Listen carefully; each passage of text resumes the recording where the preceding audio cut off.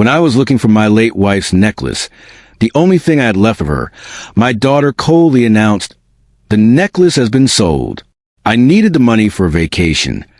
Shocked by her betrayal, I called the pawn shop to get it back. They said, "Sir, you won't believe what we found when we opened the locket on the pendant." This secret revealed the truth about my family. Before we continue, please subscribe to the channel and write in the comments what time it is where you are now. I stood in my bedroom, staring at the empty velvet box, my hands trembling against the open drawer. The box sat there like an accusation, its cream satin interior holding nothing but the ghost of what should have been there. Marialyn's necklace, the gold chain with the heart locket she'd worn every single day for 38 years gone. Downstairs, Cassandra's voice cut through the morning air.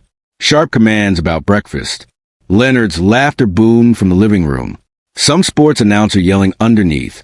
Paige's phone conversation drifted up the stairs. Complaints about being stuck here, about Raleigh being boring, about wanting to get back to Florida already. Today was Marialyn's birthday, for years since she'd passed, and I planned to spend the morning alone with that necklace, the only piece of her I had left that still felt warm somehow. Instead, I faced this hollow box, and the chaos of my family treated my home like their personal hotel. I pulled the drawer out completely, dumping socks onto the bed. Nothing. Got on my knees, checked under the dresser. Dust and an old receipt. My chest tightened.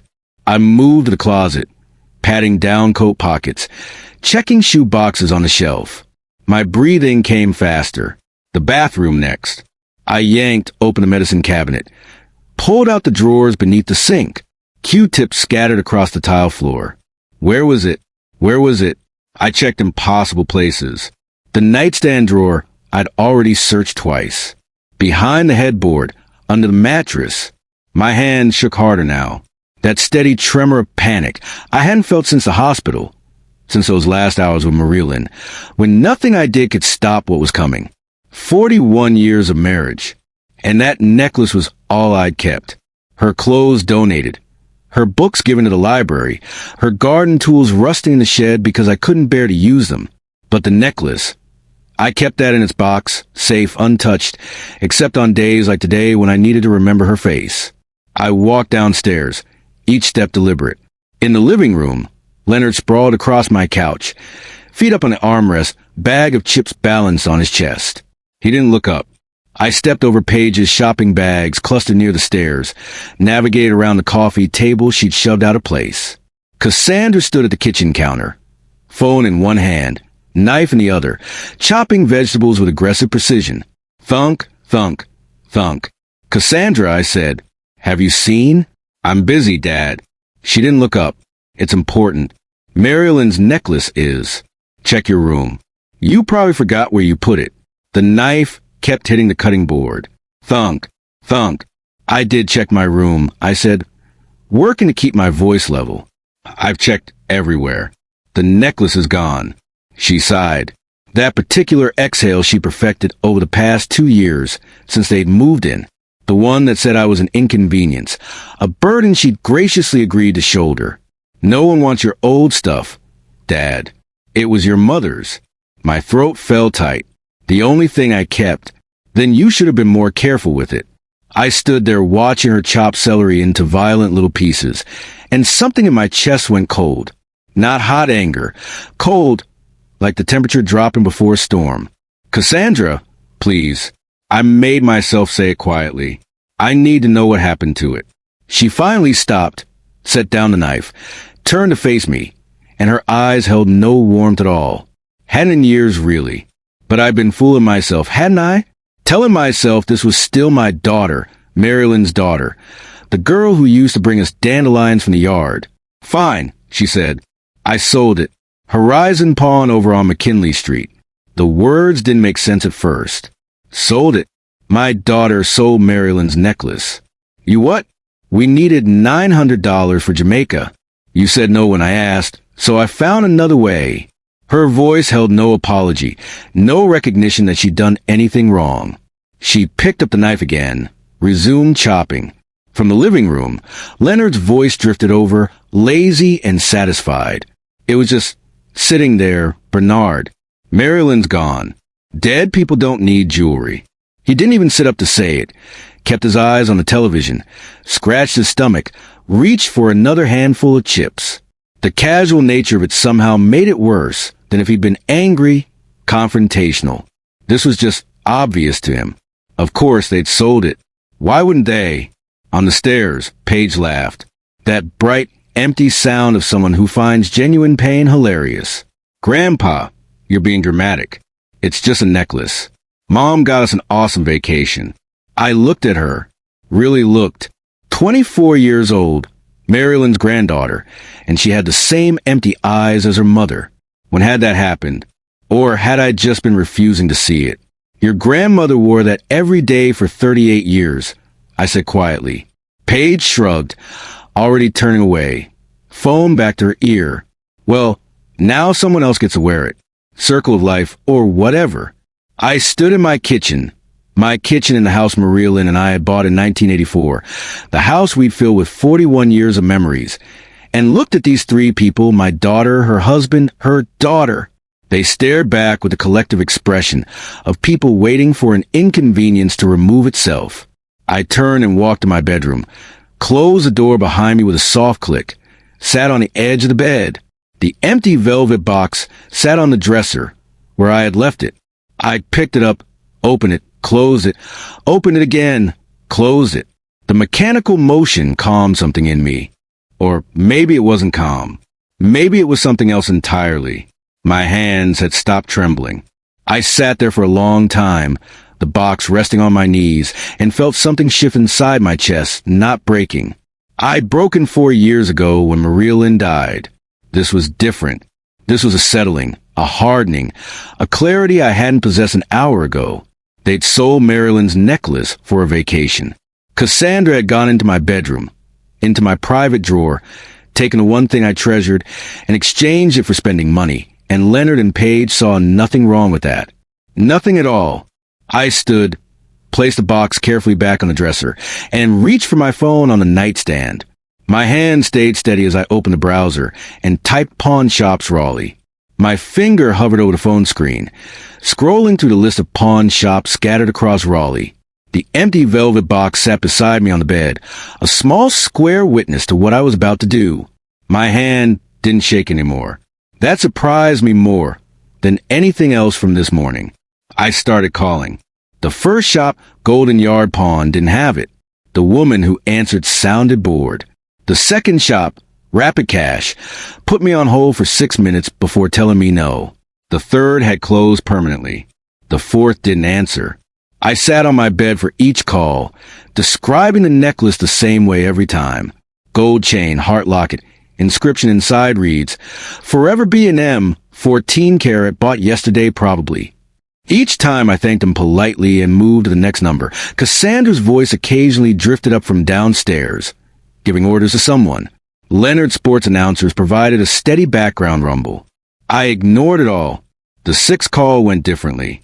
Horizon Pawn, this is Victor. I'm looking for a gold necklace with a heart locket. I said, it was sold to you yesterday. A pause. Oh, yes, I remember that piece. Beautiful craftsmanship. Are you the husband? My chest tightened. I am. My wife passed 4 years ago. I'm very sorry. His voice held genuine sympathy. Sir, there's something you should know about that locket. I straightened. What do you mean? When I was examining it, the locket opened. There was a small note inside. The room tilted slightly. A note? I didn't know it opened. I removed it carefully. Didn't want to damage it. Has numbers written on it. Bank something. 38 years. 38 years of marriage. And I'd never known the locket opened. Marialyn had worn it against her skin every single day. And I'd never thought to look for a clasp. Never try to open it. Did you tell the woman who sold it? I asked. She was already gone. Honestly, I'm not sure she knew the locket opened either. She seemed in a hurry. Of course she had. Cassandra racing to convert my wife's jewelry into vacation money. She probably hadn't even looked at it closely, just saw gold and dollar signs. I need to buy it back, I said. How much? I gave her $900. Fair value is closer to $1,250. It's 14-karat gold, and the craftsmanship is exceptional. I'll pay the $1,250. Can I get it today? Come by any time before 6. I'll hold it for you. And, sir, he paused, I won't resell this to anyone else. It's yours. I thanked him, got the address, and sat for a moment, looking at the phone in my hand. Marialyn had hidden something in that locket, a note with bank information. What else hadn't she told me? I stood, pocketed my wallet and keys, and walked downstairs. The family didn't look up as I passed through the living room. Leonard's feet still claimed the couch. Paige hunched over her phone on the love seat. Cassandra somewhere in the back of the house. I walked out the front door into the late autumn sunshine. The drive to Midtown took 25 minutes. I programmed the address into my phone's GPS and followed the calm voice through familiar streets turned strange by purpose. Strip malls and auto shops and an occasional oak tree. Raleigh spreading out wide and green in every direction.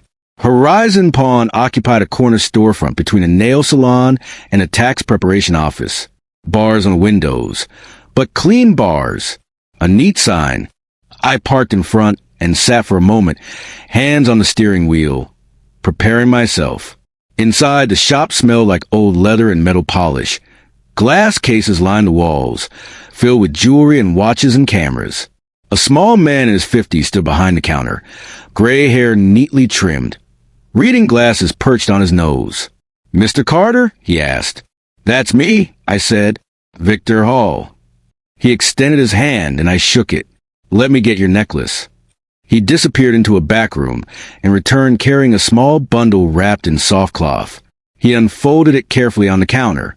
And there it was, Marialyn's necklace, the gold catching the fluorescent light, looking exactly as I remembered it, lying against a collarbone every morning for nearly 4 decades.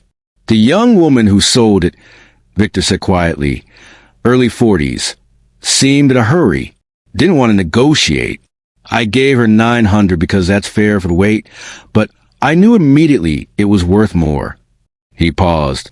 "She your daughter?" I didn't answer that, just pulled out my wallet and counted out $1,250. Victor had already prepared the paperwork.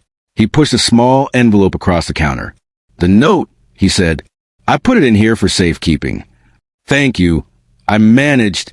"Take care of it this time," he said gently. I drove 4 blocks before I had to pull over. My hands were shaking again, emotion flooding back now that the task was complete, and I was alone. I parked in a shopping center lot, truck facing the afternoon sun streaming through the windshield. The necklace felt heavier than I remembered. I held it up to the light, turning it slowly, looking for the clasp Victor had mentioned. There, so tiny I'd never noticed it before. A small indentation on the side of the heart. I pressed it with my thumbnail. The locket sprang open. Inside, rolled impossibly tight, a piece of paper no bigger than my pinky nail. I used my fingernails to extract it, unrolled it carefully against my thigh. Marialyn's handwriting, microscopic but unmistakable. First Carolina Bank, Box 5921. I sat in my truck staring at those words until the sun shifted and the windshield glare became too much. Marialyn had a safety deposit box at First Carolina Bank, box number 5921, and she'd never told me. I drove home in a daze, parked in the driveway, walked past my family, still planted in their same positions like permanent fixtures, up to my bedroom. I stood at the window, watching the sun sink toward the horizon, the necklace clutched in one hand, the note in the other. What had Marialyn hidden from me, and why? That night, I didn't sleep. I lay in bed, turning the questions over and over. The necklace on my chest where Marialyn used to wear it, feeling the slight weight of the gold, wondering what other secret she kept. Morning came slowly. I showered, dressed in my good khakis and a button-down shirt, and drove downtown to First Carolina Bank's main branch on Henderson Avenue. The building rose 9 stories, glass and steel, and intimidating. I walked through the revolving door into a marble lobby that echoed with quiet conversations and clicking heels. A young woman at the information desk looked up with a professional smile. Her name tag read Marissa. "I need to access a safety deposit box," I said. "Of course." Do you have the box number and identification? I showed her Marialyn's death certificate. I brought it, some instinct telling me I'd need it, and my driver's license. Marissa examined both carefully. I'll need the CID and your wife's death certificate. You're listed as surviving spouse. Yes, married 41 years. She typed information into her computer, nodding. The box was opened last in 2018. 7 years ago. No activity since. 2018. Marialyn had been diagnosed in early 2021. She'd set this up 3 years before she got sick, before either of us knew what was coming. My wife passed in 2021, I said. She must have set this up before. Marissa's professional mask softened slightly. Take all the time you need in the privacy room, Mr. Carter. I'll walk you through the process. She led me through a heavy door into a vault room, walls of metal drawers, each with 2 keyholes. Marissa used her key and the box number to slide out a long metal container. She handed it to me, heavier than I expected, and guided me to a small windowless room with a table and chair. I'll be outside when you're finished, she said quietly, and closed the door. I sat alone, the metal box on the table in front of me, and couldn't make myself open it. My hands rested on either side of it, feeling the cold metal, and I thought about Marialyn 7 years ago coming to the same room, putting something inside this box, locking away without telling me. Finally, I lifted the lid. Stacks of cash, $100 bills in envelopes, organized with rubber bands. I counted quickly, around $18,000, maybe more, and underneath it all, a sealed envelope, my name in Marialyn's careful handwriting. Bernard. I picked up the letter, held it against my chest with my eyes closed. She'd known. Somehow she'd known something was wrong. Known I'd need this. Known Cassandra would. My hands found the envelope seal. I broke it carefully, unfolded the paper inside. My fingers broke the seal carefully, the paper crackling in the silence of the privacy room. I unfolded 2 pages covered in Marialyn's handwriting, that neat, measured script I'd seen on grocery lists and birthday cards for 41 years. My breathing went shallow as I began to read. My dearest Bernard, if you're reading this, I'm gone and you found what I've hidden. The first line hit me like a physical blow. Her voice came through, so clearly I could almost hear it. That slight rasp she developed in her 50s, the way she'd pause between thoughts. I saved this money over 28 years. Small amounts from each paycheck you never noticed. Don't be angry with me for the secrecy. I did it because I love you and I know what's coming. I read faster, my hand trembling against the table's edge. Cassandra has always been difficult. Remember when she was 26 and demanded we pay for her wedding, then didn't invite your sister because she couldn't give an expensive gift? I saw her true nature then, the way she treats people as transactions, the way nothing is ever enough. I did remember. Marialyn had been upset for weeks, but I dismissed it as normal wedding stress, mother-daughter tension. I'd made excuses for Cassandra. After I'm gone, she'll see you as nothing more than a resource to drain. Leonard will encourage it.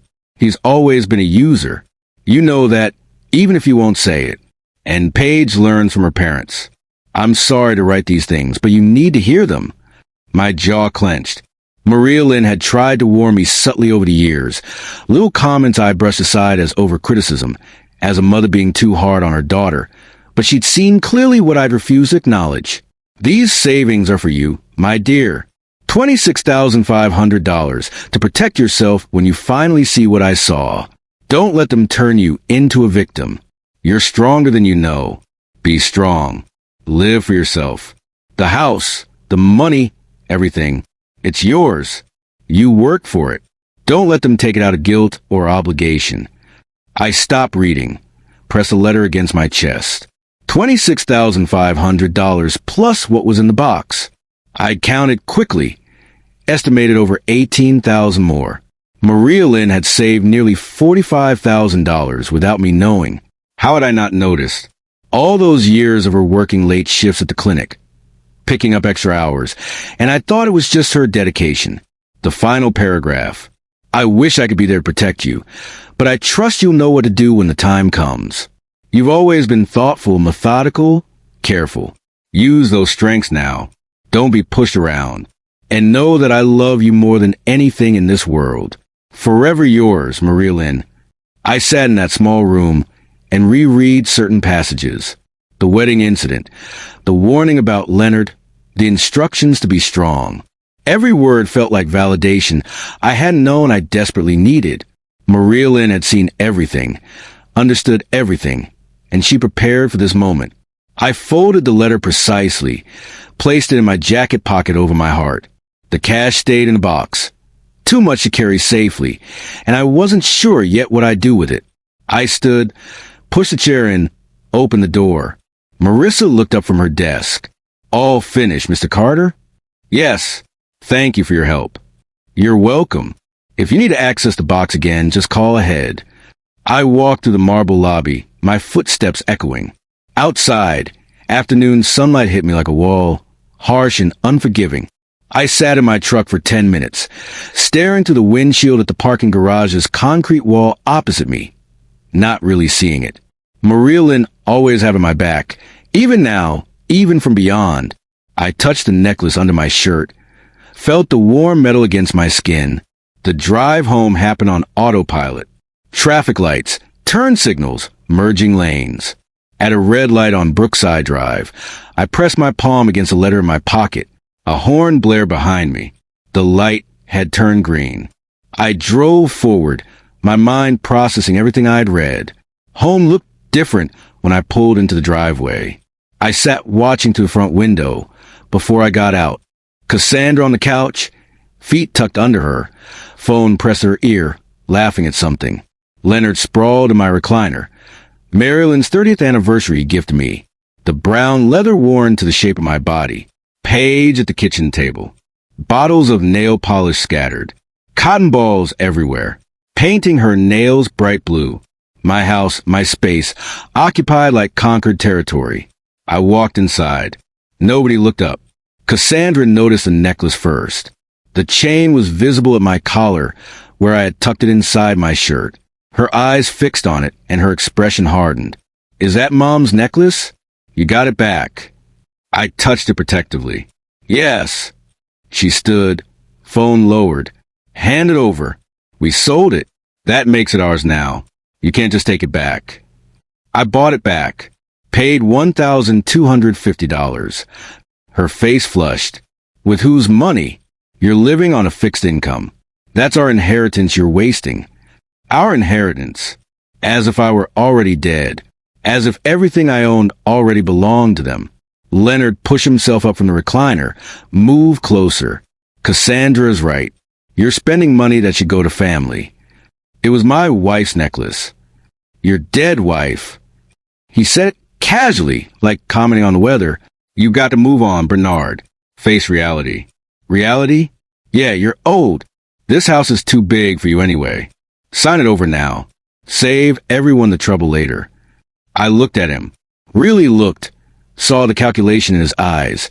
The barely concealed eagerness. He wasn't even pretending anymore. None of them were. From the table, Paige chimed in without looking up from her nails. Grandpa, you're being selfish. Mom and Dad need security. They live here rent-free. That's what family does. We take care of each other. Is that what this is? I asked quietly. Care? Nobody answered that. Cassandra crossed her arms. Leonard's jaw worked like he wanted to say more. Paige blew on her wet nails. I walked to my bedroom and closed the door. The soft click of the latch felt final somehow. I sat on the bed, took out Marialyn's letter, unfolded it, reread the final paragraph. Be strong. Live for yourself. I placed the letter carefully in my nightstand drawer. From my desk, I retrieved a yellow legal pad and pen. Sat down at the desk Marialyn had bought at an estate sale years ago, the surface scarred and solid. At the top of the first page, I wrote March 11th, actions taken. Below it, I began a list. The first item, 1, document everything. I woke before dawn on March 12th. The legal pad on my nightstand filled with notes from the previous night. I'd spent hours after the confrontation thinking, planning, writing, my engineering training coming back. Identify the problem, gather data, develop solutions, execute systematically. I dress quietly in the dark. The house lays silent around me. My family still sleeping off their late night of television and complaining. I move through the hallway like a ghost, each footstep deliberate and soft. In the living room, I photograph Leonard's belongings spread everywhere. Work boots by the door. He didn't work. Jacket thrown over the couch arm. Remote controls. Chip bags. Beer cans on the side table. My coffee table shoved 3 feet from where it should be to accommodate his sprawl. The bathroom next. Paige's makeup covered every inch of counter space. Foundation bottles, lipsticks, pallets of eyeshadow, brushes standing in cups. I photograph it all. The guest room Marialyn had used for her crafts now served as Cassandra's closet. I opened the door, saw racks of clothes, shoes lying against the wall. Photographed that, too. In the kitchen, I opened the refrigerator. Every item purchased by me. I pulled the receipt from my wallet. $231 from 3 days ago. Photographed the food, then the receipt beside it. The electric bill sat on the counter. $276. My name at the top, never reimbursed. I photographed that as well. Back in my bedroom by 6:20, I transferred the photos to my laptop, created folders organized by date and category. This would be my evidence. Undeniable, documented. Over the next 2 weeks, I became methodical about it. Went through my filing cabinet, pulled documents I kept organized for years. The house deed, purchased 1984, paid off 2017. My name alone. Property tax records, all current, all paid by me. Utility bills going back 3 years. All showing zero contribution from Cassandra's family.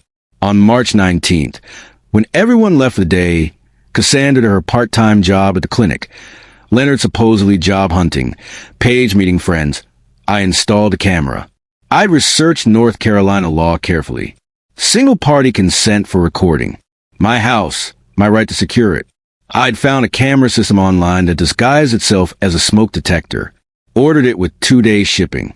The installation took an hour. I watched the tutorial on my laptop twice, then carefully removed the old smoke detector in the living room corner. The new unit looked identical, but contained a wide-angle camera lens barely visible behind the white plastic grating. I mounted it, tested the connection on my phone. Perfect view of the couch, the kitchen entrance, most of the main floor. I felt no guilt. This was my home, my property. They'd forfeited any expectation of privacy the moment they started plotting how to take everything from me. The recordings proved valuable quickly. By March 23rd, I had hours of footage. That evening, I sat at my bedroom desk, door locked, laptop open, watching. Cassandra's voice came through clearly. I can't believe he spent $1,250 on that necklace. That's our money. Leonard from the couch. He's being selfish. Old people get like that. When this house is ours, first thing I'm doing is remodeling. This place is stuck in 1990. Cassandra's voice. Might not have to wait too long. He's what, 68? How many years he got left, really? I saved the clip, labeled it carefully. Evidence 323. Inheritance discussion MP4. Another clip from March 25th showed Paige on the phone with a friend, sitting on the stairs. My grandpa is such a pain. He got all weird about my mom selling some old necklace. The friend's voice faint. Why'd she sell it? We needed Jamaica money. He wouldn't give it to us, so Mom took care of herself. Honestly, I'll be glad when this house is ours and we don't have to deal with his drama. My face remained impassive as I watched, saved the clip, added it to the growing folder. The financial forensics took longer. I pulled 3 years of bank statements, spread them across my desk, created a spreadsheet. Every loan to Leonard went into the document with dates and amounts. $600 for car repairs in April 2023. $1,100 for emergency medical bills in July 2023. $1,900 for an investment opportunity in November 2023. On and on, month after month. I added formulas, watched the total climb. By the time I finished, the number at the bottom read $17,600. The actual repayment column contained nothing but zeros. I printed the spreadsheet, added it to my evidence folder, found Cassandra's credit card statements mixed with my mail. She'd been using my address without asking. The Jamaica trip itemized clearly.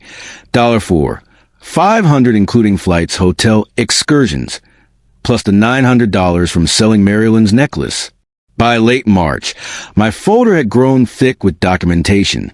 Photographs, videos, financial records, property documents, everything organized with tabs and labels. I sat at my desk one evening, the folder open before me, and knew it was time. I picked up my phone, searched elder law attorneys Raleigh. Rachel Livingston's practice appeared third in the results. Protecting senior rights. Experienced elder law attorney. I called the next morning. Her receptionist scheduled me for March 28th at 3:30 p.m. The office building downtown rose 10 stories, glass and steel reflecting the city lights. I parked in the garage, took the elevator to the 4th floor. Rachel Livingston's name on a glass door, neat reception area with leather chairs and legal journals on a side table. The receptionist showed me to Rachel's office. She stood to greet me. 50-ish, short black hair streaked with gray, business suit, reading glasses on a chain around her neck. She shook my hand firmly, gestured to a chair across from her organized desk. "Mr. Carter, tell me what's going on." I placed my evidence folder on her desk. My daughter and her family have been living in my house for 3 years. They don't pay rent or contribute to expenses. They've been exploiting me financially, and they're waiting for me to die so they can take everything. Rachel's expression didn't change. She opened the folder, began reviewing documents, made notes on her own legal pad, asked questions in a sharp, efficient manner. "Do they pay anything toward household expenses?" "No." "Have you asked them to leave?" "Not formally." "Good. We'll do this properly." She continued through the folder, watching video clips on my laptop, examining the spreadsheet, reading property documents. 20 minutes of silence except for her occasional questions. Finally, she looked up. "Mr. Carter, this documentation is excellent. Very thorough. How long has your daughter's family lived there?" 3 years since my wife passed. "And they've never paid rent, utilities, or contributed to household expenses?" "Not a dollar. Cassandra says family doesn't charge family." Rachel nodded, writing. "Did you invite them to live there permanently, or was it supposed to be temporary?" "Temporary. Just until they found a place. That was 3 years ago." She set down her pen, folded her hands. "Under North Carolina law, they're tenants at will. You can establish rental terms at any time. What if they refuse to pay? Then we have grounds for eviction. But we do this by the book. Everything documented, everything legal. How long does eviction take? If they contest it, maybe 2 to 3 months. But with your evidence, this level of exploitation, financial and emotional, I don't think it'll take that long. Most people leave when they realize you're serious." I touched the necklace under my shirt. Marialyn's presence still guiding me, still protecting. "My retainer is $2,700, Rachel said. "That covers initial filings, drafting the rental agreement, and the first phase of eviction proceedings if needed." "That's fine." She studied me for a moment. "You're certain you want to do this? They're your family." My wife warned me this would happen. I should have listened sooner. Rachel pulled a retainer agreement from her drawer, placed it in front of me with a pen. "Then let's get to work." I signed with a steady hand, my signature firm across the bottom line, slid the document back across her desk. She took it, placed it in a folder, her movements precise and professional. "I'll have the rental agreement drafted by next week. We'll serve it formally and see how they respond." I stood, shook her hand again. "Thank you. Don't thank me yet. This is just beginning." I walked out of her office into the hallway. The door closed behind me with a soft click that felt like something ending and something else beginning. The war had officially started. A week after signing Rachel's retainer, I sat at my bedroom desk reviewing the rental agreement sheet emailed. 3 pages professionally formatted, dense with legal language. I read every clause twice, then a third time. Rent. $1,450 monthly, payable by the first of each month. Payment of 50% of utility costs. Respectful behavior toward the property owner and peaceful enjoyment of the premises. 30-day notice period if tenant fails to comply with stated terms. The market rate for comparable space in Raleigh ran around $2,000. Rachel had explained the strategy. Make the terms reasonable so no judge could call them punitive. This wasn't about gouging Cassandra. This was about establishing my rights as property owner and their status as tenants. I touched the necklace under my shirt. Marialyn would approve of this methodical approach. I clicked reply, typed, "This is perfect. Let's proceed." Hit send without hesitation. Rachel arranged for official service. On April 4th, at 1:15 in the afternoon, a woman arrived at my door carrying a leather portfolio. Professional attire, all business. Angela Ford, Notary Public. Cassandra appeared behind me. "Who's this?" I stepped aside, let Angela enter. She moved to the dining table, opened her portfolio, removed the rental agreement and her notary seal. Cassandra hovered, suspicion radiating from her. "Ms. Thompson, I'm here to serve you with a rental agreement for this property." Angela's voice carried formal weight. "Please read it and sign acknowledging receipt." Cassandra snatched the document. Her eyes moved rapidly across the first page. Her expression darkened with each line. $1,450 a month. Utilities. This is insane. "The document outlines terms of continued residency," Angela said calmly. "You're not required to agree, only to acknowledge you received it." "I'm not signing anything." Angela made a notation on her form. "Noted. Service is complete regardless. You have 30 days to respond." Cassandra whirled on me. "What is this? Some kind of joke?" "It's a rental agreement legally required. We're your family. This house belongs to us. This house belongs to me. The deed is in my name. You're tenants." "Tenants? Tenants? How dare you?" Leonard emerged from the living room, took the agreement from Cassandra's shaking hands, read it quickly, his face reddening. "You're not thinking clearly, Bernard. Maybe you need a doctor to evaluate your mental state." "My mental state is fine. We'll see what a judge says. Competency hearing. We'll get guardianship." "You're welcome to try." He stepped closer, using his height advantage. "You have no idea what you're starting, old man." Angela gathered her materials efficiently, clearly accustomed to hostile situations. She left without ceremony. The door closed behind her with a definitive click. "The terms are reasonable," I said into the silence. "Below market rate for rent in this neighborhood. We're not paying you rent." Cassandra's voice cracked. "Then you need to leave." Leonard's jaw worked. "We're not going anywhere. You have 30 days. After that, the decision won't be yours anymore." I walked to my bedroom, closed the door, sat on the bed for a moment, breathing steadily. Through the walls, Cassandra's voice rose in fury. Leonard's deeper rumble responded. Paige's higher pitch joined the chorus. I had other moves to make. The bank downtown took 20 minutes to reach. I parked in their garage, took the elevator up, asked for a manager. Jordan, early 30s, professional demeanor, led me to his office. "How can I help you today, Mr. Carter?" I slid Cassandra's old signature card across his desk. "I need her removed from all access to my accounts." Jordan typed on his computer, frowned. "She hasn't accessed the account recently, but there was an attempt last week, March 28th. We denied it because she didn't have proper ID, but she claimed to be acting on your behalf."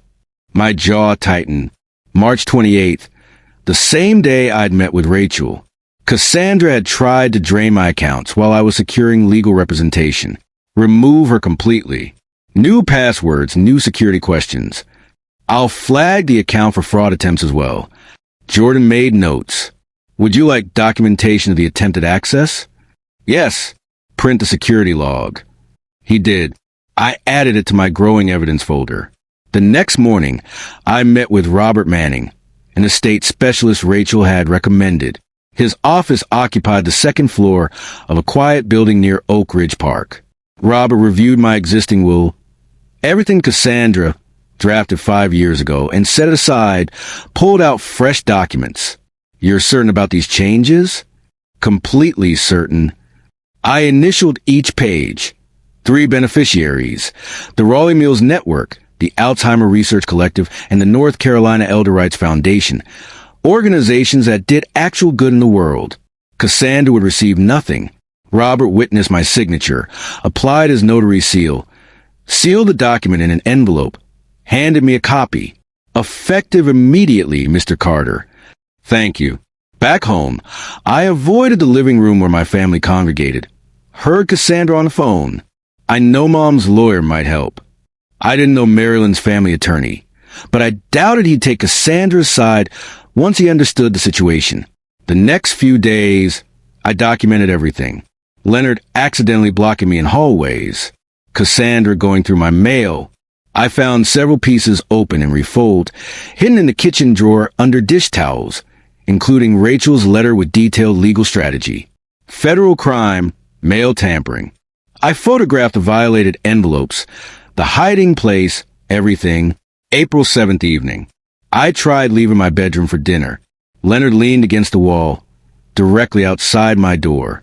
Excuse me. He didn't move. We need to talk about this rental nonsense. Move, please. He shifted slightly. Not enough. What if I don't? I'll call the police. He laughed. For what? I'm standing in a hallway. He eventually moved, but the message was clear. The hallway camera captured everything. His deliberate positioning, his refusal to move, his threatening posture. That same night, he escalated further. I was making tea in the kitchen when he entered, getting too close, invading my space. When I tried to step around him, he shoved me, not hard enough to knock me down, but enough to make me stumble against the counter. Careful, old man. Accidents happen at your age. The rear camera captured it perfectly. His hand, making contact, my body shifting from a force, his satisfied smirk. I didn't respond. Took my tea to my bedroom, locked the door. At my desk, I compiled everything methodically. Video of Leonard blocking my door, video of the push, clear assault, photos of intercepted mail, bank notifications about Cassandra's access attempt. I created a folder, emergency eviction evidence, with organized subfolders, wrote an email to Rachel detailing each violation, attached the complete folder. Her response came within minutes. Call me immediately. This changes everything. I called. She answered on the first ring. Bernard, the push is assault. The mail tampering is federal. The bank fraud attempt is elder exploitation. What does this mean? It means we're not waiting 30 days. I'm filing for emergency eviction based on domestic violence and financial abuse. How fast? Court hearing within 2 weeks. Bring all your evidence. They're going to regret escalating this. April 8th, another notification from my bank appeared in my inbox. Cassandra had made a second attempt to access my account, this time claiming I granted her power of attorney. The bank denied it, flagged it as potential elder fraud. I forwarded the email to Rachel. Subject line, escalation. Message body, one word, more ammunition. I clicked send, watched the confirmation appear. Closed the laptop slowly. Through my bedroom door, Cassandra and Leonard's voices rose in argument, planning their next move, no doubt, still believing they held some cards. They had no idea what was coming. The next morning, I walked into my kitchen to find Cassandra sitting at the table with a stranger, a man in a cheap suit, briefcase open, paper spread before him. Cassandra's eyes were red-rimmed, tissues crumpled in her fist. She looked up. Dad, this is my attorney, Mr. Wallace. We need to talk. Carl Wallace stood, extended his hand. I shook it, but remained standing. Mr. Carter, I reviewed the rental agreement you served on my client. He gestured to a chair. I didn't sit. I believe there's room for negotiation. The terms stand. Cassandra made pleading gestures from her seat. Wallace glanced at her, then back to me. Sir, may I speak frankly? He didn't wait for permission. You're well within your rights. The house is titled in your name alone. The rental terms are reasonable, actually below market rate. My legal advice to my client is to comply with the agreement or relocate. Cassandra's face crumbled. That can't be right. Tell him he's wrong, Dad. He's not wrong. Wallace closed his briefcase with a decisive snap. Ms. Thompson, your father owns this property outright. You're not on the deed, not on the mortgage history. There's no adverse possession claim after only 3 years. Familial relationship doesn't create property rights. Legally, you're a tenant at will, and he's establishing formal terms. But I'm his daughter. I have rights. Not to his property. I'm sorry. Wallace stood. Mr. Carter, if you'll excuse me. He left. Quickly, clearly wanting distance from Cassandra's mounting hysteria. The moment the door closed, Cassandra turned on me. I can't believe you're doing this. Mom will be devastated. Your mother left me a letter. She warned me about you. Cassandra froze. What letter? You're lying. She knew exactly who you were. She was right about everything. Her tears stopped as if a switch had flipped. Her voice hardened. You're going to regret this. She stormed to the guest room, slammed the door. I heard her on the phone immediately, her voice rising and falling in complaint. Over the next days, she launched a systematic campaign. Knocked on my bedroom door midday, transformed into vulnerability, clutched tissues, eyes swimming with manufactured tears. Dad, please. I'm not sleeping. I'm developing chest pains. The stress is killing me. She reached for my hand. I kept mine at my side. I've given up so much to be here with you after Mom died. How can you do this to me? I looked at her performance with detachment. Marialyn's letter had inoculated me against this manipulation. You have 28 days left. I closed the door. Her sob sounded fake, even through the wood. Leonard's approach was different, more direct, more physical. I tried leaving my bedroom the next morning. He was in the hallway, leaning against the wall, directly in front of my door, not quite blocking it, but close enough that I'd have to squeeze past him. Excuse me. He didn't move. We need to talk about this rental nonsense. Move, please. He shifted his weight, not enough to create passage. What if I don't? I'll call the police. For what? I'm standing in a hallway. His smile held no warmth. Waiting to use the bathroom. That a crime? He eventually moved, but not before making me turn sideways to pass. The hallway camera captured his deliberate positioning, his calculated intimidation. That afternoon, I found my mail in the kitchen drawer again. 3 days' worth, including another letter from Rachel, already opened. My hands shook as I photographed the evidence. Federal mail tampering. I sent the photos to Rachel immediately. The social pressure came from Paige. She'd been posting regularly since the rental agreement was served, crafting a narrative of victimhood for her followers. My neighbor, Mr. Lee, approached me at the mailbox. Bernard, I saw some post online. Your granddaughter said, well, is everything all right? Everything's fine, Paul. She made it sound like you're having some kind of episode.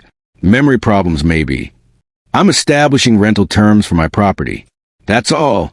His expression showed he didn't quite believe me. Right, well, if you need anything...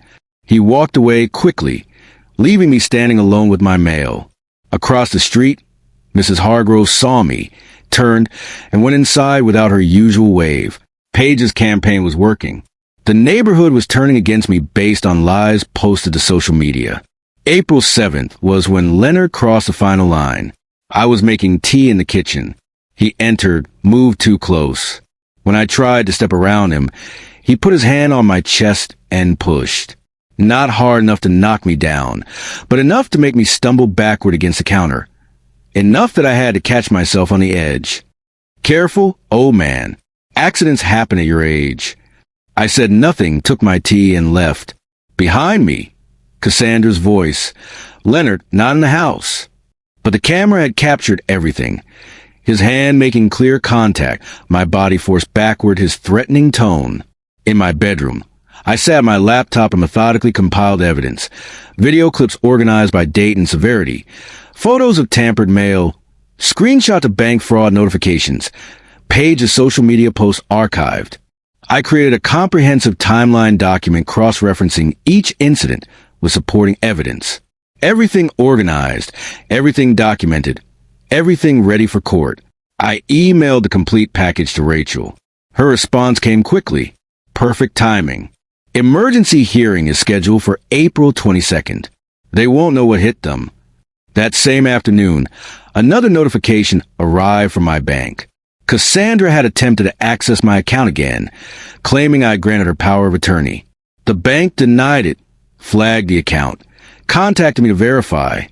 I called them immediately, confirmed the fraud attempt, requested full documentation. They sent it within the hour. I forwarded it to Rachel with one word in the message body: more ammunition. Her reply: this is textbook elder financial exploitation. Combined with the assault and mail tampering, we have an overwhelming case. Start packing their belongings mentally. They're done. I stood at my bedroom window, watching the sun sink behind the pines. Raleigh spread out below in the amber light, the city where Marialyn and I had built our life together, where we'd raised Cassandra, bought this house, worked and saved and planned for a future we thought would be peaceful. In the living room, I could hear my family arguing. Cassandra's voice sharp with panic, Leonard's defensive rumble, Paige whining about having to move. They still thought they were winning, still believed their tears and threats and social media posts would force me to capitulate. They had no idea the trap had already closed around them. I touched Marialyn's necklace through my shirt, felt the warm gold against my skin, and allowed myself the smallest smile. 2 weeks until the hearing. 14 days until justice arrived. I could wait. 2 weeks later, I sat in a courtroom watching Judge Helena Ortiz review documents at her bench. The emergency hearing had arrived. Rachel sat beside me, 2 accordion folders on the table before her. Across the aisle, Cassandra huddled with Wallace and Leonard, all 3 avoiding my gaze. Judge Ortiz looked up, steel gray hair framing sharp eyes that had clearly seen through countless family disputes. I've reviewed the evidence submitted by Ms. Livingston. The videos are particularly disturbing. Wallace stood. Your Honor, this is a family dispute. Emotions are running. Mr. Wallace, assault is assault regardless of family relationship, and the mail tampering is a federal offense. The judge's voice cut through his excuse. I'm issuing a temporary restraining order. Mr. Thompson will maintain a distance of at least 10 feet from Mr. Carter at all times within the shared residence. Any violation will result in immediate arrest. Leonard nodded reluctantly, jaw tight. The full eviction hearing is scheduled for June 26. Mr. Carter is within his rights to establish rental terms or request vacation of his property. Rachel leaned close as we stood. 2 months, but we're winning. The family returned home that afternoon. The restraining order changed nothing fundamental. Leonard kept his distance physically, but the hostility remained thick as smoke. They refused to pay the $1,450. Ignored every communication from Rachel. They were squatting in my house, betting I'd give up. Mid-April, I made a decision that surprised even Rachel. I want to sell the house. Silence on the phone, then, Bernard, that's radical, but strategically brilliant. Remove the asset they're fighting over. Exactly. She recommended Samuel Lewis, a real estate agent who specialized in difficult family situations. He arrived April 20th at 10 o'clock in the morning, carrying a leather portfolio and digital camera. Mr. Carter, let's see what we're working with. I walked him through. He photographed each room. Living room with family clutter pushed aside. Kitchen dated but functional. Bedrooms showing where. He measured with a laser device. Made notes on a tablet. Cassandra watched from the hallway, arms crossed, suspicious but not yet understanding. In the backyard, Samuel measured the fence line. Cassandra stormed out. Who are you? What are you doing? Samuel remained professional. I'm a licensed real estate agent conducting a property assessment. She turned to me on the patio, face draining of color. Dad, what's going on? I'm selling the house. No, you can't. She advanced, then stopped, remembering the restraining order applied to Leonard, calculating whether it applied to her. This house is ours. I grew up here. It's my house. My name is on the deed. My decision. Samuel finished his measurements, thanked me quietly, left Cassandra standing in the yard looking stricken. The next day, he called with his assessment. The property is in fair condition. Some cosmetic updates would help, but it's marketable as is. I'd list at $362,000. You should expect offers in the $350 to $360 range within 2 weeks. How fast can we move? Listed tomorrow.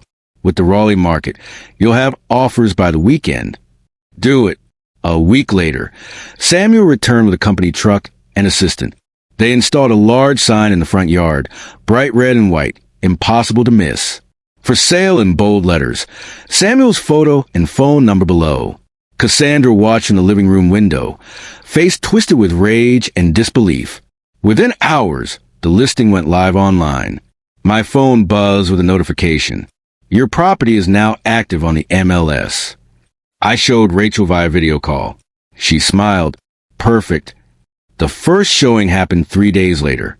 A young couple, Aaron and Lucas Hayes, both in their early 30s, walked through awkwardly. I'd retreated to my bedroom, but I could hear them moving through the house. Cassandra's family stayed put, glaring at the intruders. Leonard deliberately sprawled on the couch, making them uncomfortable. The young woman's voice drifted down the hall. Are the current occupants included? Samuel's diplomatic response. The property will be vacant at closing. Despite the hostility, they were interested. Samuel called me that evening. They're making an offer, $358,000. For $1,000 they're asking, but they're pre-approved and want a fast close. Accept it. You're sure? You don't want to counter for the full asking price. Speed matters more than $4,000. Accept it. Meanwhile, Cassandra made desperate attempts to build a defense. I watched from my window as she approached Mrs. Hargrove on the sidewalk. Their voices carried across the yard. Mrs. Hargrove, I need your help. My father is trying to evict us. Can you testify that I've been caring for him? Mrs. Hargrove's discomfort was visible even from a distance. Oh, dear, I'm not sure I can do that. You've seen me here.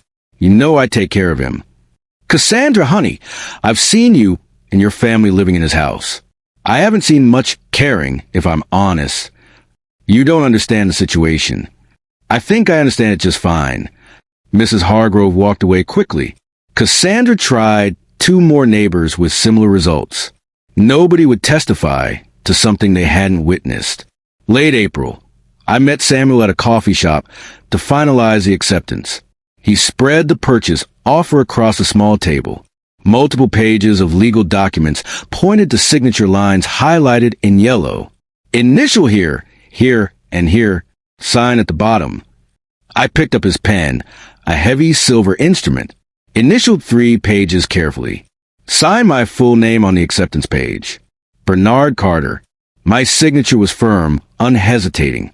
Samuel countersigned as agent, slid the documents into his portfolio. I'll submit this to their agent today. Closing is scheduled for July 28th. We shook hands. As I walked out into the bright May sun, my phone buzzed. A text from Rachel. June 26th is 6 weeks away. Are you ready? I typed back 1 word. Yes. I woke before dawn on June 26th, dressed in the dark suit I'd worn at Marialyn's funeral 4 years earlier, straightened my tie in the mirror, seeing my own face, older now, harder somehow. I touched the necklace under my shirt, felt the warm gold through the fabric. Today was the day. Rachel met me in the courthouse hallway at 9.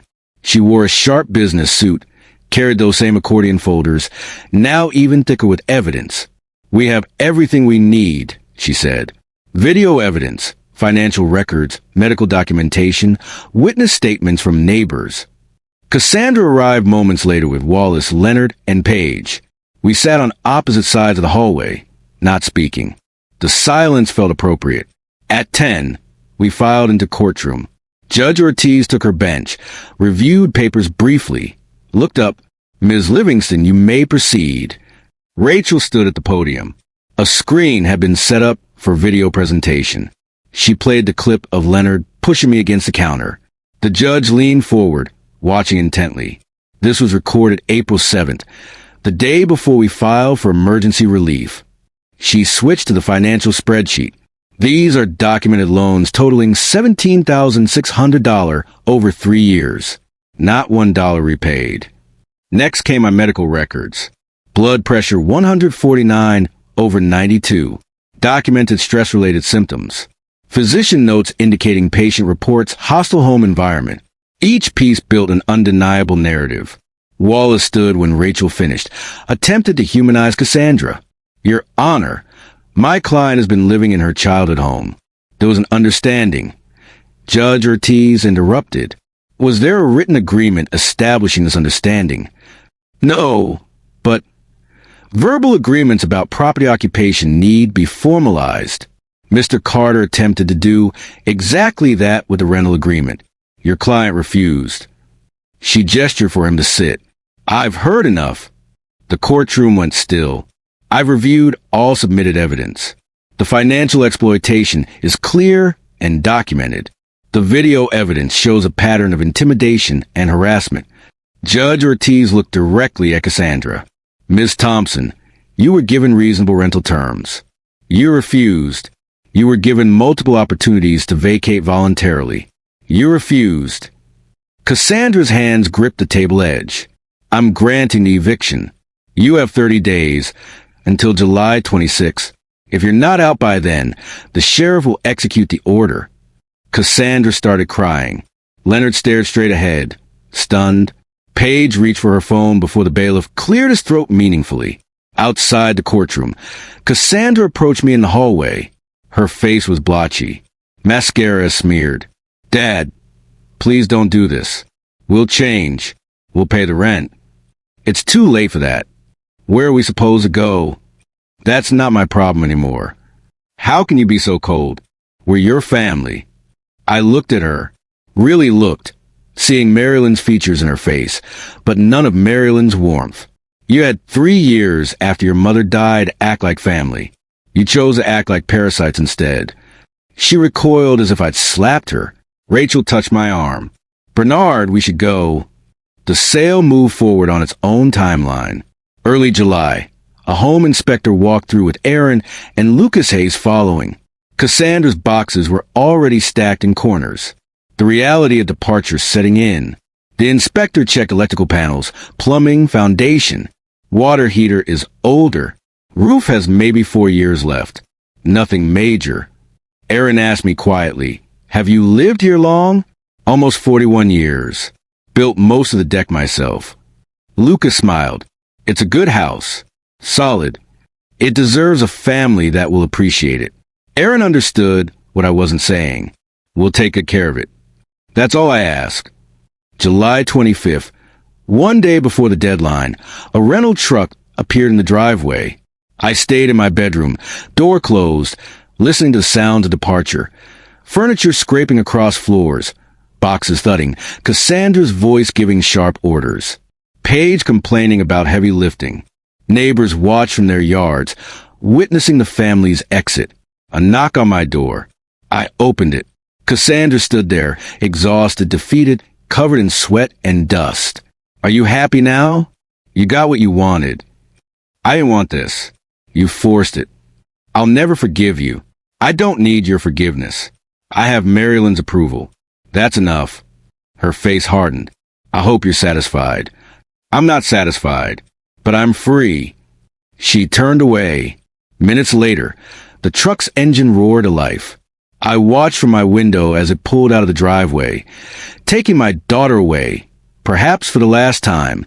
The house felt different immediately. Lighter. The air moved more freely. I walked through the empty rooms as evening light slanted through windows. Every footstep echoed. In the living room, deep scratches scored the hardwood where the couch had been dragged. The master bedroom had a fist-sized hole in the wall, Leonard's anger leaving its mark. The kitchen counter was stained. A cabinet door hung crooked. I photographed everything with my phone, narrating quietly. July 25th, 6:45 p.m. documenting condition after occupant's departure. I wasn't planning to pursue them for damages. I'd already won, but the documentation felt necessary. Final proof of who they really were. Standing in the center of the living room, I held my phone, displaying the trail of destruction. Gouged walls, stained floors, broken fixtures. I didn't feel angry looking at these images. I felt validated. Marialyn had been right about everything. Her letter had prepared me for this moment, for these people wearing familiar faces but empty of love. Through the front window, the for sale sign stood in the yard with read, "Sold, rider attached at the top. 3 weeks until closing.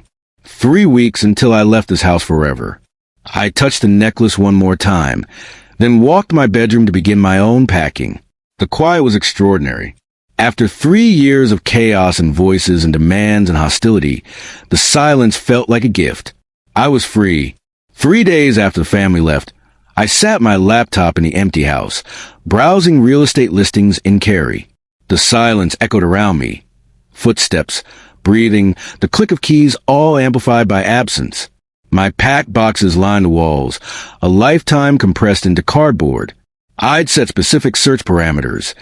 2-bedroom condo or apartment, safe neighborhood, under $190,000. Starting over at 68, entirely on my terms. The first property I viewed felt wrong, too modern, all glass and steel, no warmth. The second was ground floor, which made me uneasy after years of feeling vulnerable in my own home. Then the realtor showed me a second-floor apartment in a quiet Cary complex. It's a 55-plus community. Very quiet, very secure. I stepped onto the balcony. Tree views, afternoon breeze, other residents my age, walking dogs below. The complex had a security gate, cameras, a community room. "Can we make an offer today?" She looked surprised. "Of course. What are you thinking?" "Full asking price. Cash. No contingencies." By early August, the purchase was finalized. $189,500. I used Marialyn's hidden money and part of the house proceeds. No mortgage. The freedom of that felt extraordinary. I spent a week transforming the second bedroom into a workshop. Unpacked power tools, still wrapped in factory plastic. I'd sold my old equipment years ago when Cassandra's needs consumed my time and space. Now I set up a workbench, installed pegboard for tools, arranged storage bins methodically. The table saw a word when I tested it. Deeply satisfying, familiar. I selected oak for my first lumber purchase, began cutting pieces for a shadow box. For Marialyn's necklace. Sawdust filled the air. For the first time in years, I was creating something rather than managing someone else's chaos. August 5th arrived. Closing day. I met Aaron and Lucas Hayes at the title company. Bland office, beige walls, stack of documents. We sat across from each other at the conference table. The title officer explained each document. I signed page after page, my signature automatic from decades of engineering contracts. Aaron slid an envelope across the table. "We wrote you a letter for later." I accepted it, tucked it in my jacket. Lucas handed over a check for the remaining proceeds. The title officer passed the house keys to the Hayes. Aaron's eyes were bright. "Thank you for trusting us with your home. Make it yours now. That's what it needs." I walked out carrying only a box of photos and Marialyn's necklace. Didn't look back. Drove directly to my new apartment. Unpacked my minimal belongings. That evening, I sat on my new couch in the quiet space that was entirely mine. Opened Aaron's envelope, read their letter. "We want you to know we understand the sacrifice you made. We'll fill it with love and laughter. You gave us more than a house. You gave us a future." I folded it carefully, placed it in my desk drawer beside Marialyn's letter. 2 messages of hope from 2 different sources. Meanwhile, I'd opened a new bank account at a different institution, transferred approximately $198,000 after all purchases and expenses, set up automatic payments for utilities, HOA fees, everything organized with precision I'd once applied to engineering projects. For the first time in years, I reviewed my accounts without anxiety, without wondering what Cassandra had taken or Leonard had borrowed. She tried calling me. I watched her name appear on my screen, let it go to voicemail, didn't listen. Another call. Another. I opened my settings, scrolled to block contact. Confirmed. A text from a different number. Leonard's. You owe us. We're family. Block. Another from Paige's number. Grandpa, please answer. Block. I changed my number the next day. Gave it only to Rachel, my doctor, and the complex security office. Mid-August, a knock on my apartment door. I looked through the peephole. Cassandra stood there, exhausted, desperate. Dad, I know you're in there. Please, we need to talk. We made mistakes, but we're family. I backed away silently, sat in my armchair. Her voice continued muffled through the door. We're struggling. We can't afford, please, Dad. More knocking. A door opened down the hall. A male voice. Ma'am, if you don't leave, I'm calling security. This is my father. He's not answering. You need to go. Footsteps retreating. Finally, silence. I felt no guilt. I felt free. That evening, I stood in my workshop working on the shadow box. Oak with dovetail joints, requiring precision and patience. I applied with glue carefully, fit the pieces together, clamped them to dry. When it was finished, I mounted Marialyn's necklace inside, hung it on my living room wall in a place of honor. The gold caught the lamplight, glowing softly. I walked to my window, looked out at the trees of Kerry, darkening against the orange sky. Tomorrow was August 14th. For years since Marialyn passed, I had plans for that anniversary. Good plans. Peaceful plans. 2 days before Marialyn's anniversary, I sat in Rachel Livingston's office one last time. She slid a document across her desk. My newly finalized will. It's official. Everything goes to the 3 charities, as you specified. Your daughter is explicitly excluded with an explanation that she's already received what you consider her fair share during your lifetime. I read the relevant section aloud quietly. To my daughter, Cassandra Carter Thompson, I leave nothing, as she has already received substantial financial support during my lifetime and has demonstrated through her actions that she values my assets more than our relationship. I initialed each page, signed all 3 copies. Rachel and her paralegal witnessed. The notary's seal was applied. You're protected, Rachel said. She showed me another document, a medical report from Dr. Priya Shah, geriatric specialist. Jennifer tried to file for guardianship, claimed you were mentally incompetent to manage your affairs. I wasn't surprised. I arranged for a comprehensive evaluation. The results: cognitively sharp, physically healthy, fully competent. Her petition was dismissed immediately. I felt vindicated, but not shocked. I'd always known I was fine. Cassandra was the one who was broken. Rachel handed me another letter. This came from Wallace yesterday, requesting family mediation to repair relationships. I read it once. The desperation was transparent. Cassandra needed money. Hope reconciliation might lead to some inheritance. No, I said simply. I'll draft a response declining. The matter is closed. Thank you, Rachel, for everything. She smiled. It was my pleasure, Bernard. You deserve justice. August 14th arrived. For years exactly since Marialyn's death, I woke before dawn in my new apartment, made coffee in my small kitchen. The familiar ritual felt right. I carefully removed Marialyn's necklace from the shadow box, held it in my palm. The metal was cool, the heart-shaped locket perfect. I opened it. The tiny space where her note had been hidden was empty now, but I remembered every word. I sat in my armchair, necklace in one hand, her letter from my desk drawer in the other. Read it again. Be strong. Live for yourself. I did it, Marialyn. I whispered to quiet room. I'm free. Tears came, not from sadness, but release. She'd saved me even after death, given me permission to choose myself over obligation. You were right about everything. Thank you for not giving up on me. I returned the necklace to its place of honor on the wall, where it caught the morning light. That afternoon, I met David Lane at a cafe in Kerry, an old friend from my engineering days. Someone I'd lost touch with when Cassandra's family consumed my life. He was there first, gray hair, warm smile. We shook hands, the gesture turning into a brief hug. I tried calling you a few times over the years, David said as we sat with our coffee. It always went to voicemail. I was occupied. My daughter and her family moved in after Marialyn died. Understanding dawned in his expression. That kind of occupied. We talked for 2 hours about Marialyn, about engineering projects from decades past, about David's grandchildren. Finally, I said, I'm living alone now by choice. David grinned. Good for you, Bernard. That wasn't living before. No, but it is now. How about chess next Thursday? Prepare to lose. You're on. It was the first social engagement I'd made for myself in years. That evening, I stood in my workshop working on an oak box, dovetail joints, requiring precision and patience. I'd built the shadow box for Marialyn's necklace. This box had no specific purpose yet. Maybe I'd give it to David. Maybe I'd keep it for my own small treasures. It didn't matter. What mattered was that I was making it with my own hands, in my own time, for my own reasons.